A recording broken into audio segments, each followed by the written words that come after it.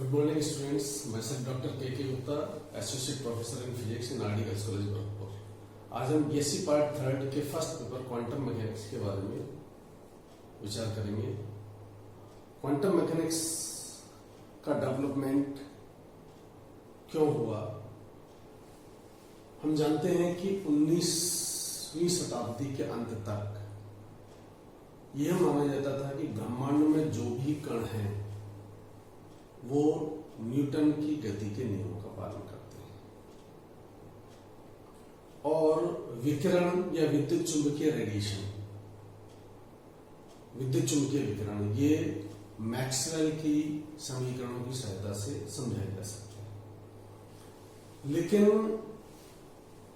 19वीं शताब्दी के अंत और 20वीं शताब्दी के प्रथम चतुर्थांश में वैज्ञानिकों ने कुछ ऐसे प्रायोगिक तथ्य ज्ञात किए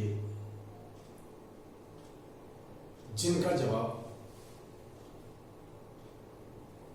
क्लासिकल मैकेनिक्स के आधार पर नहीं दिया सकता। यानी 1900 से पहले न्यूटन और मैक्सवेल की जो मैकेनिक्स थी उसको हम चिरसम्मत यांत्रिकी या क्लासिकल मैकेनिक्स के नाम से जानते हैं। लेकिन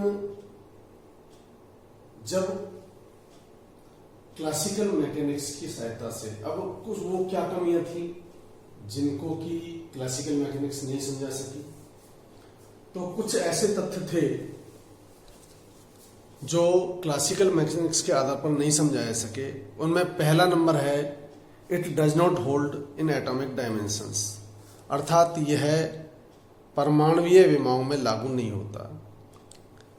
रदरफोर्ड ने प्रायोगिक रूप से बताया कि इलेक्ट्रॉन या नाभिक की विमाएं परमाणुओं की विमाओं से छोटी होती हैं। क्लासिकल मैकेनिक्स अणु के स्थायित्व को समझाने में असफल रही, यानी it could not explain the stability of atom. इसकी सहायता से हाइड्रोजन परमाणु के स्पेक्ट्रम की व्याख्या नहीं की जा सकती। चिरसम्मत यांत्रिकी, कृष्ण वस्तु विकिरण, black body radiation, photo electric effect, Compton effect, Raman effect, इनकी व्याख्या भी नहीं कर सकती। इसके साथ साथ ठोस तथा गैसों की विशिष्ट ऊष्माओं को क्लासिकल मैकेनिक्स समझाने में असफल रही।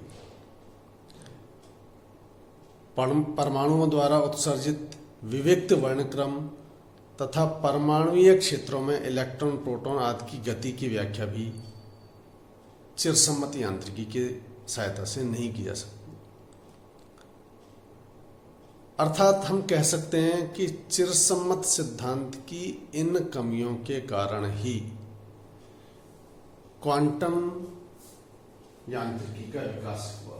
The inadequacy in classical mechanics lead to the development of quantum mechanics. अब सबसे पहले हम ले रहे हैं black body radiation and spectral distribution of energy, कृष्ण वस्तु विकिरण का स्पेक्ट्रमी ऊर्जा वितरण। तो सबसे पहले पॉइंट आता है कि ब्लैक बॉडी क्या है, कृष्ण वस्तु क्या होती है। वह वस्तु जो उस पर आपतित समस्त तरंग दैर्घ्य के विकिरणों को अवशोषित कर ले, एब्जॉर्ब कर ले, कृष्ण वस्तु या आदर्श कृष्ण का कहलाती है।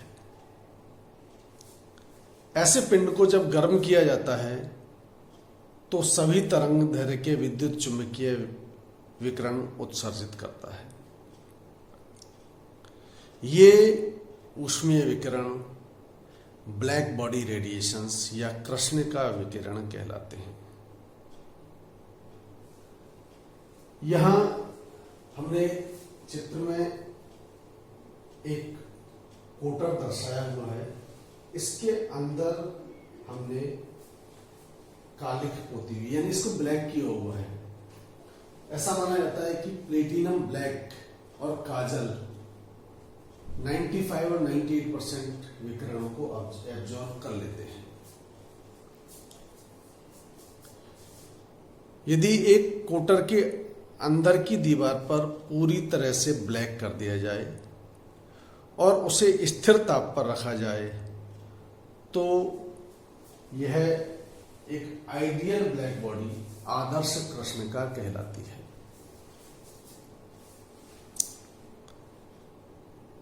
इसकी दीवार में बनाया गया छेद एक कृष्णिका के पृष्ठ जैसा कार्य करता है।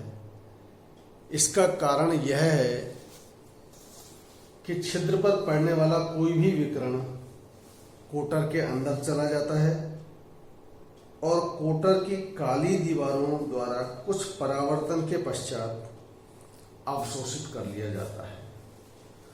तो जो भी रेडिएशन इस छिद्र से इस ब्लैक बॉडी के अंदर आएगा, ये इसके अंदर रिफ्लेक्ट होता हुआ इस ब्लैक बॉडी के द्वारा एब्जॉर्ब कर लिया जाएगा। अब हम कृष्णिका के उत्सर्जित ऊर्जा वितरण के बारे में अध्ययन करते हैं।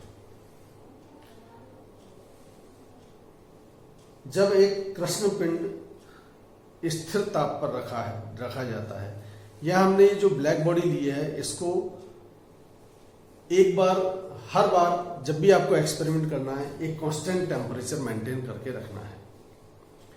तो जब एक कृष्ण पिंड स्थिर ताप T पर रखा जाता है तो लैम्डा तरंग दैर्ध्य पर कृष्ण पिंड की सतह से प्रति समय प्रति एकांक क्षेत्रफल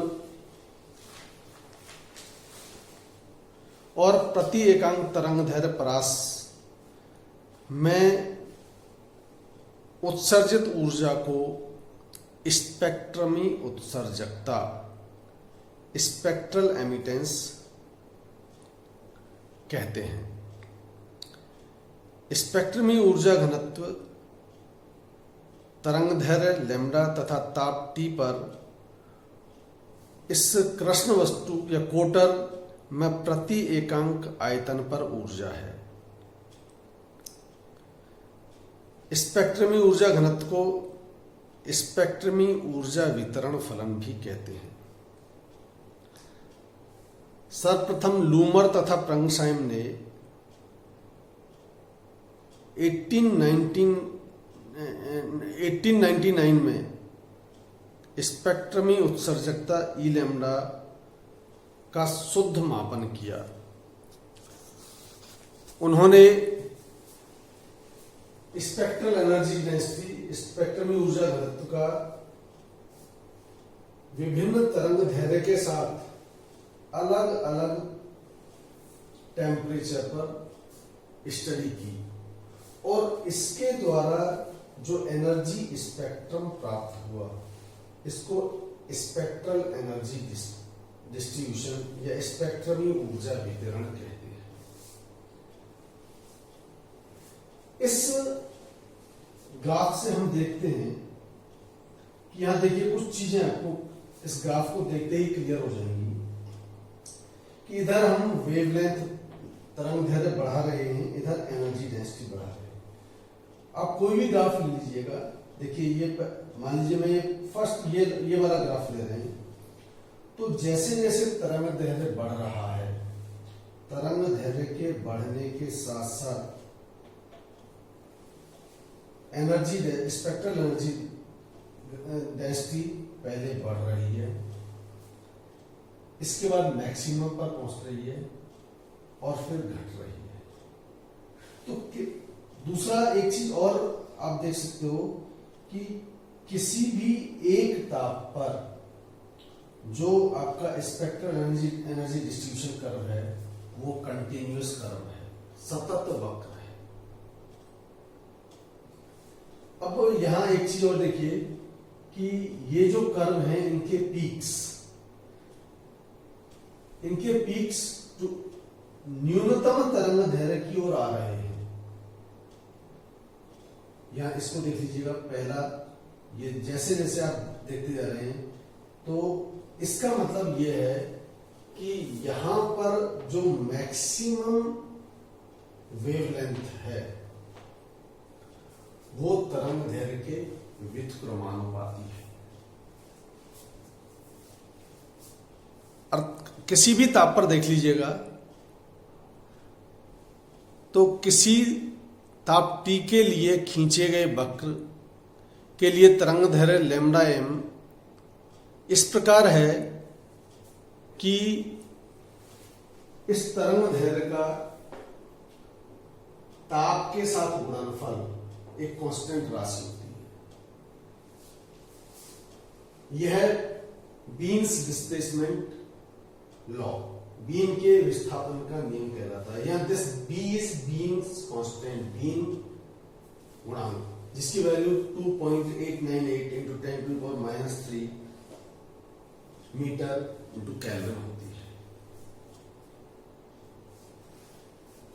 एक और पॉइंट इससे निकाल सकते हैं कि किसी ताप T पर वक्र तथा x अक्ष के बीच गिरा हुआ क्षेत्रफल उसकी कुल उत्सर्जन क्षमता E के बराबर होता है।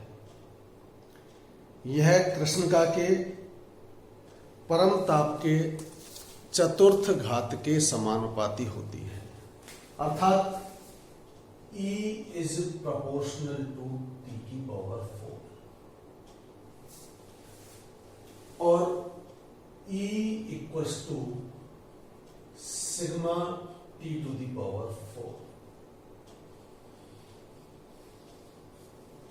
यह स्टीफन का नियम कहलाता है। यहां सिग्मा स्टीफन नियतांक है जिसकी वैल्यू 5.67 इंटू 10⁻⁻8 वाट पर मीटर स्क्वायर केल्विन 4 होती है।